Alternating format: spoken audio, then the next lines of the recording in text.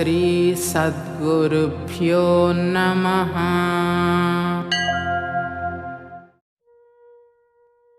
వివేక చూడామణి 123వ శ్లోకం.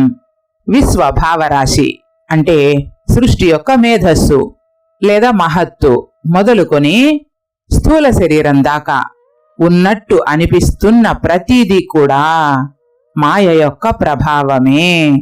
ఎండమావులలో నీరు లేకపోయినా నీరు ఉన్నట్లు కనిపిస్తుంది.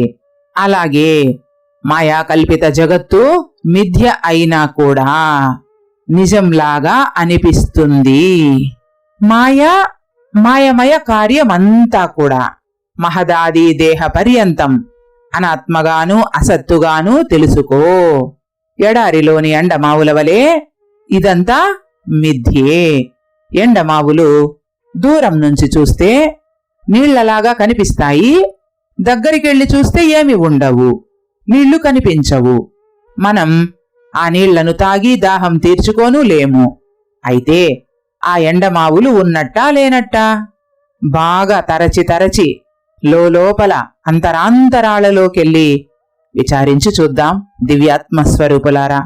అంటే ఉన్నట్టు కాదు, లేనట్టు కాదు, లేకుండానే ఉన్నట్లుగా తలపింపజేసేది, అనిపింపజేసేది, తోపింపజేసేది.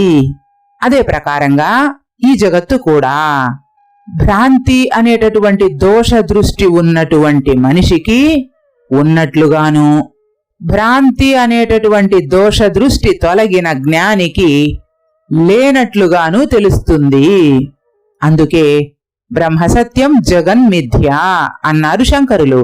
సర్వదా సర్వత్రా సమంగా వ్యాప్తమై ఉన్న పరిపూర్ణ పరబ్రహ్మ శక్తి స్వరూపం సత్యం. ఎండమావుల్లాంటి సమస్త జగత్తు మిథ్య, అసత్తు, అనాత్మ, అశ్వత్థం. మాయా కార్యం సర్వం మహదాదిదేహ పర్యంతం అసదిదమనాత్మ తత్వం విద్ధి త్వం మరుమరీచికాకల్పం. సర్వం శ్రీ సద్గురార్పణం.